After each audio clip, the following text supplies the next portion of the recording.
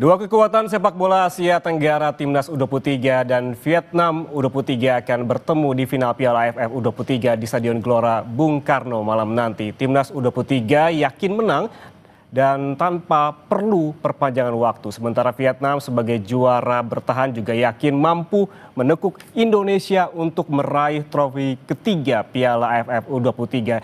Kita ulas bersama analis sepak bola Bung Haris Pardede yang sudah hadir di studio Kompas TV. Bung Harpa, selamat sore. Selamat sore juga Bung Yan. Sebelum kita panjang-panjang berdialog, saya mau nodong dulu. Seberapa optimis Bung Harpa kalau kita melihat bahwa pertandingan antara Timnas Indonesia U23 dengan Vietnam apabila bertemu trennya kerap negatif?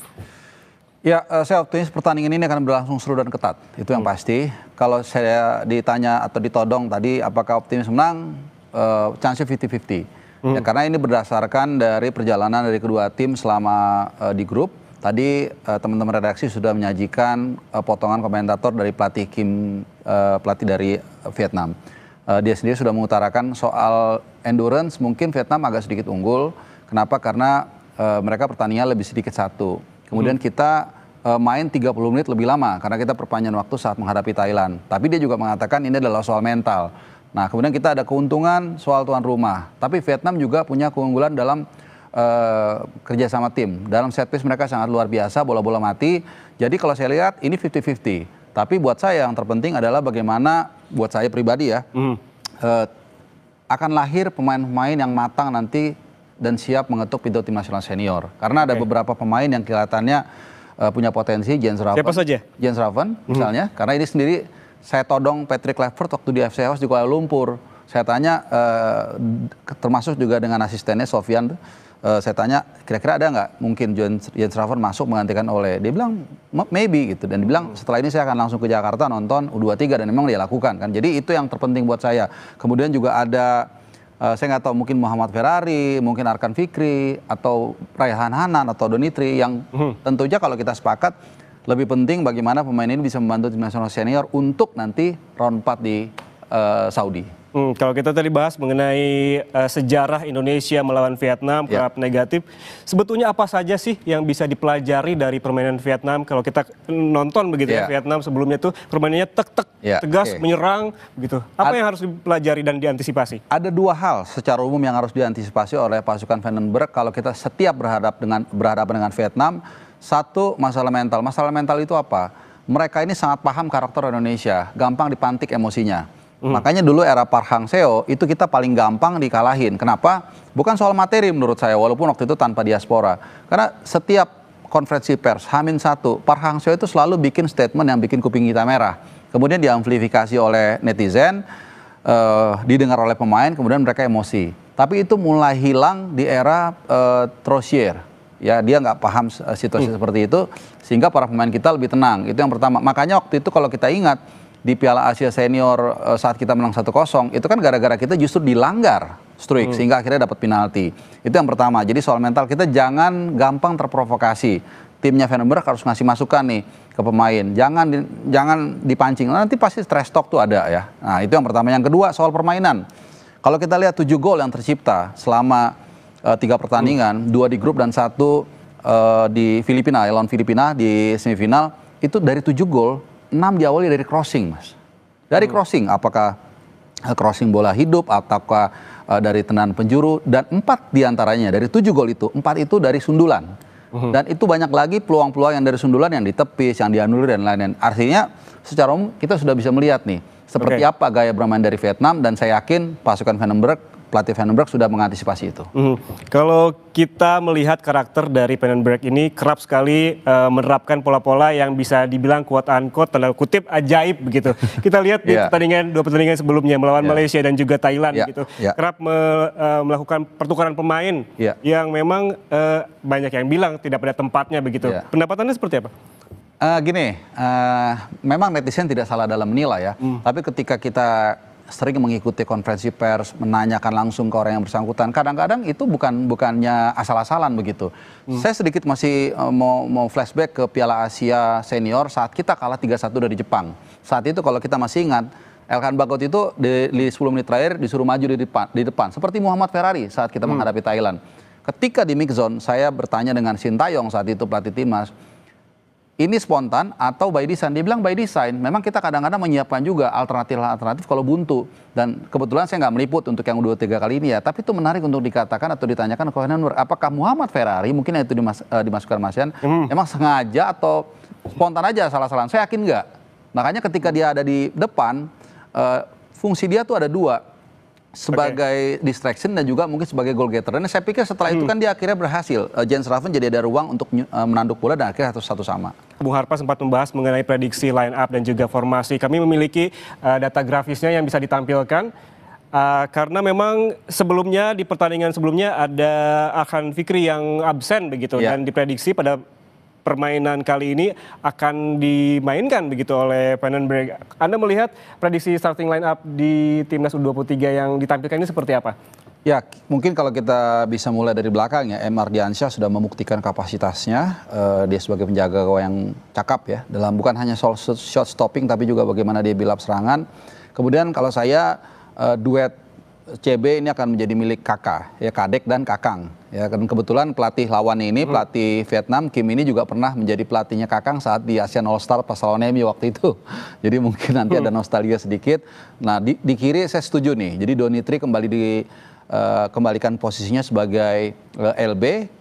Karena kemarin menurut saya Frankie Misa waktu taruh di sana menurut saya nggak terlalu maksimal atau biasa aja. Dan kita perlu firm pemain yang berpengalaman seperti Donitri ya. Donitri jebolan Piala Asia U23 by the way. Kemudian di kanan kalau saya bukan Ferrari ya, tapi Alvarez Buffon. Jadi di bek kanan ini beberapa kali Vandenberg itu mencoba Ahmad. Pertama Buffon, lalu kemudian dicoba lagi Ahmad Maulana sempat bagus waktu lawan kalau nggak salah lawan Malaysia.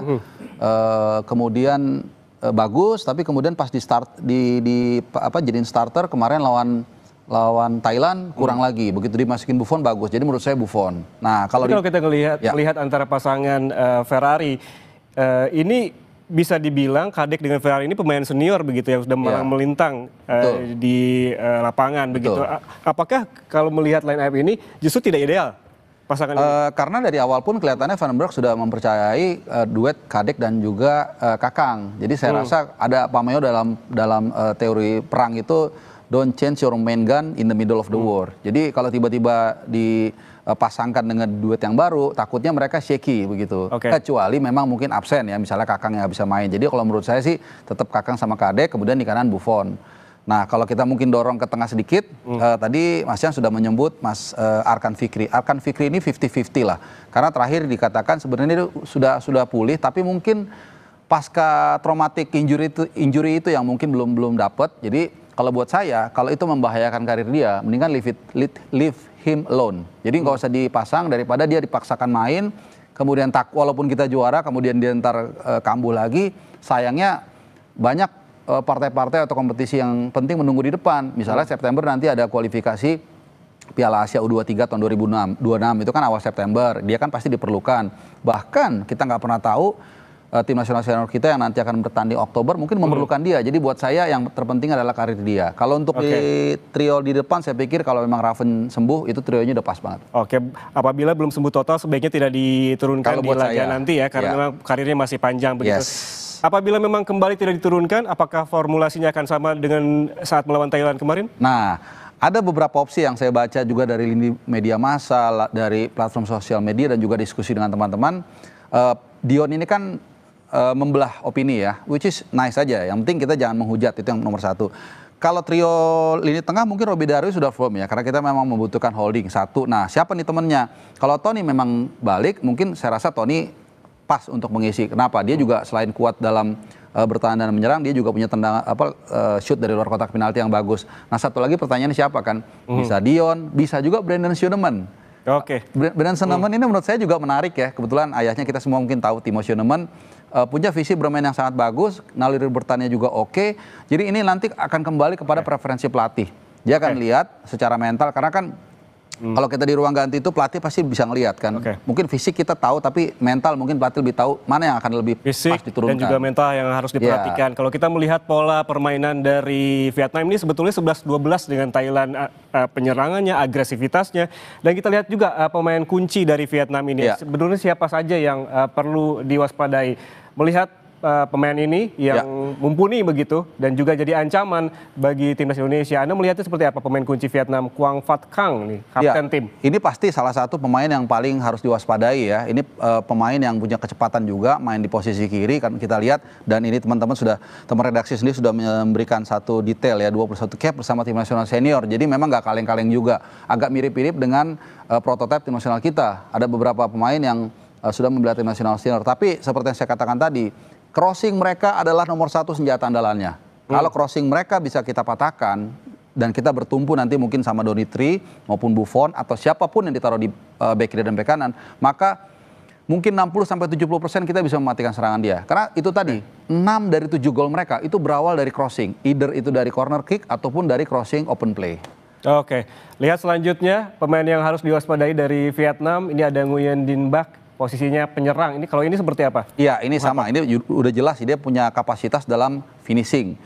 Kadang-kadang dia juga bermain keluar, kemudian melakukan decoy, lalu melakukan shooting, kepalanya juga bahaya. Ini pemain yang memang patut diwaspadai, tapi itu tadi balik lagi. Ya kalau supply bola nggak ada ke dia, maka 60-70% kemungkinan dia mencetak gol juga sudah berkurang. Oke, kalau kita melihat bahwa pemain kunci ini sangat mengancam begitu. Ya.